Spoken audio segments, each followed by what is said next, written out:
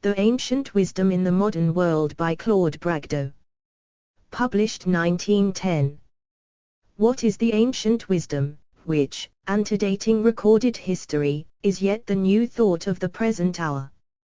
Adequately to answer this question would require an entire literature, yet the answer lies dormant in the mind of everyone. It is the knowledge and the love of what the Chinese call Tao, the Hindus, the higher self, the Christians, Christ.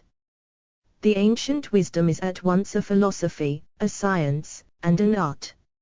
As a philosophy it postulates man as the reflection of the cosmos, his inner and real self being eternal, one with the self of the universe, and his evolution, by repeated incarnations, into which he is drawn by desire, and from which he is set free by knowledge and sacrifice, becoming divine in potency as he has ever been divine in latency. As a science it presents the cosmic scheme in detail, crossing all the T's and dotting all the I's, so to speak. It cognizes and examines the constitution, mechanism, and phenomena of the various planes or modifications of matter through which the Great Self manifests itself, and the vehicles or bodies corresponding to these planes in which the individualized self urges on each of them in turn, or, according to the ancient teaching, the universe is instinct in every part with vibrations of life, of consciousness, and evolution is a continually increasing power to respond to these vibrations.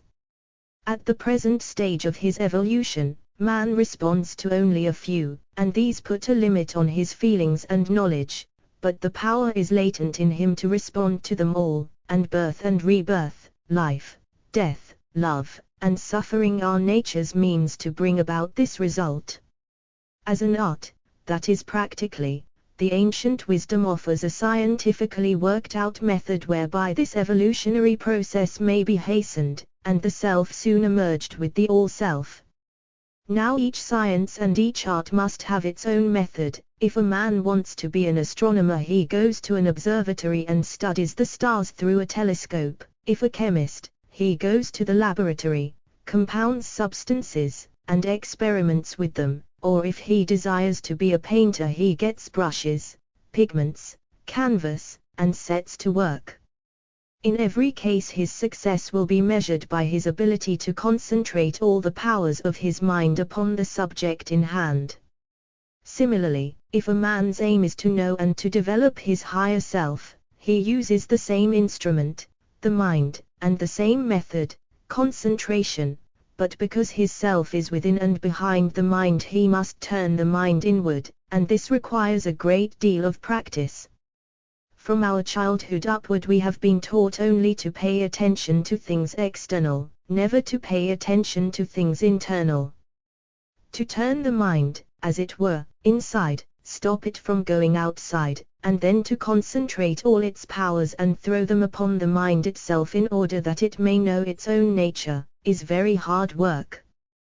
Though I do not recommend the experiment, for it might prove disturbing and perhaps dangerous, I venture to assert that anyone who would eliminate from his diet all products of ferment and decay, and for about 15 minutes every day assiduously would practice this stilling of the mind, and the focusing of it on that which is within, before the year was over he would find things happening to him unrecorded in any physiology or psychology.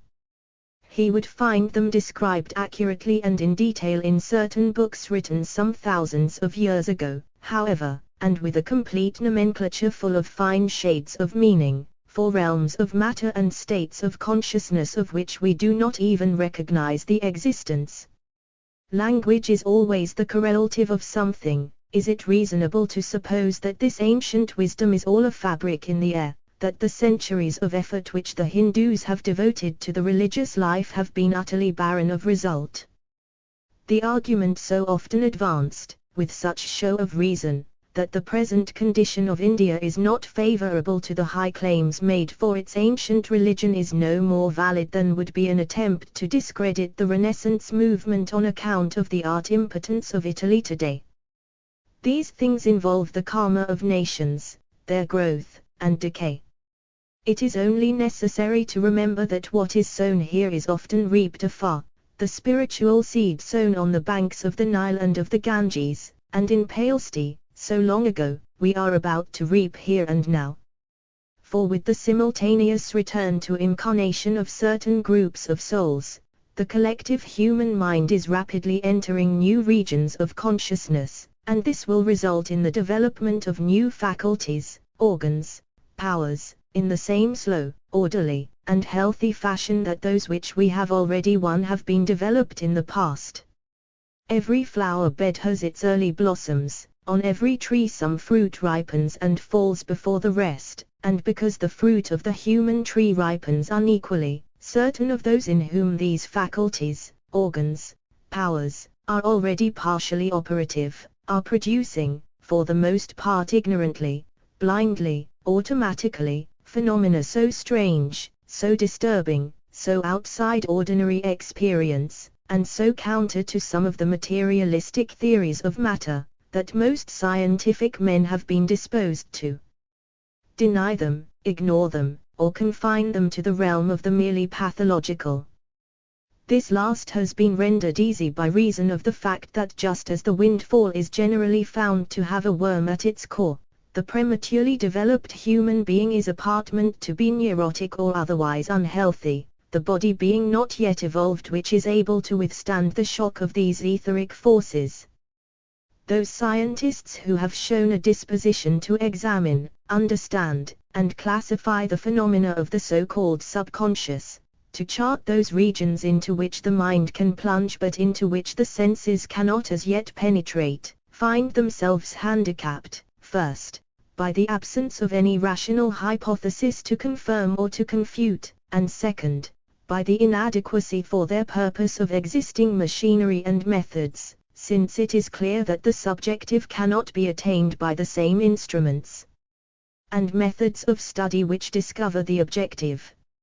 Lacking the first, they have thus far only succeeded in accumulating a mass of sufficiently well authenticated, but confused and often conflicting evidence. Lacking the second, they have seized upon the medium, the clairvoyant, the hypothesized subject as a means to gain their end, ignorant or unmindful of the harmfulness and danger of this method. Theosophy, the ancient wisdom, answers both these needs.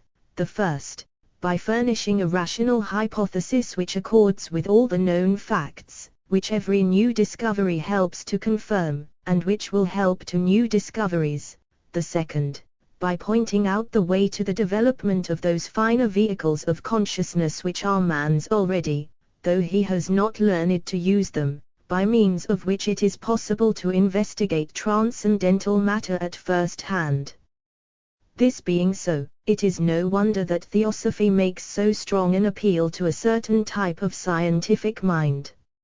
It is the opinion of Mr. Jarajadesa, himself a scientist of more than amateur ability, that the world will receive its next spiritual impetus from science, that science will put upon a firm and rational foundation the faith of the mystic, the altruism of the saint.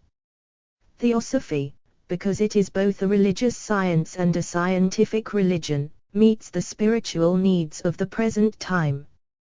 These appear to be three in number. First, since this is a practical and scientific age, religion, in order to be a power in the world, must be practical and scientific. Theosophy is both these things and at no sacrifice of that mystical quality which is the dynamic force at the root of every religion. As has been said, it restores to the world the science of the spirit, teaching man to know the spirit as himself, and the mind and body as his servants. Second, the need is felt in all the churches of some unifying, coordinating force. Theosophy is such a force because it embraces that body of truths which forms the basis of all religions, and which cannot be claimed as the exclusive possession of any. It illuminates the scriptures and the doctrines of religion by unveiling their hidden meanings, thus justifying them at the bar of intelligence, as they are ever justified in the eyes of intuition. Third, a religion which meets the needs of the day must embody as its cardinal principle the idea of human brotherhood. Buddhism and Christianity alike embody this idea, but Theosophy takes it directly into the realm of the actual by showing that the principle of individuatio, whereby each man appears to himself a separate entity, is a temporary state, and in the manner of an illusion possible to be transcended, that the many selves are in reality one self, differing only in the degree of their realizatio of this solidarity. As a result of the new ferment of psychic life in our materialistic civilization, the vast reservoir of theosophic knowledge and experience is being tapped in several different places at once, and the spiritualist, the Christian scientist, the devotee of the so-called New Thought, each bathes in his little stream which to his newly awakened perception seems to him ocean-wide. The first communes with the spirits of his dead, or that which he believes to be such. The second denies the existence of matter and puts at naught the achievements of medical and surgical science. The third meditates on his solar plexus, and breathing through alternate nostrils, feels new potencies stirring within him. All incur dangers the nature of which only the trained occultist knows, and it is another of the missions of Theosophy to instruct all such well-meaning but usually misguided persons as to just how their particular fragment of truth fits into the general scheme of things, and to warn them against dangerous practices. Theosophy is in a position to do this, because it recognizes the reality of the phenomena with which these cults concern themselves, while science does not. The man trained in Theosophy is able to instruct the spiritualistic medium that by relinquishing himself to the obsession of any wandering spirit of the astral plane he is innovating his will and forging new fetters for already earthbound spirits, delaying their normal evolution and his own. He tells the Christian scientist that by his insistence upon the truth that all matter is a manifestation of spirit, and vitalized by it, he fails to do justice to the complementary truth, that spirit while clothed in the matter of the physical plane partakes of its nature and incurs its limitations, and must be dealt with according to the laws and operations of that plane. He tells the New Thought devotee that while meditation on the solar plexus and restraint of the breath may for a time improve the health and develop a low form of psychism, without a corresponding moral and intellectual control they degenerate into hatha yoga practices which are fraught with danger. In fine, Theosophy teaches that there are no shortcuts to health and happiness and knowledge, that the way to liberation is by doing one's duty and following one's conscience, but it also teaches that without omitting an essential step of the journey, by right thinking and economy and concentration of effort, the normal rate of advance may be enormously accelerated.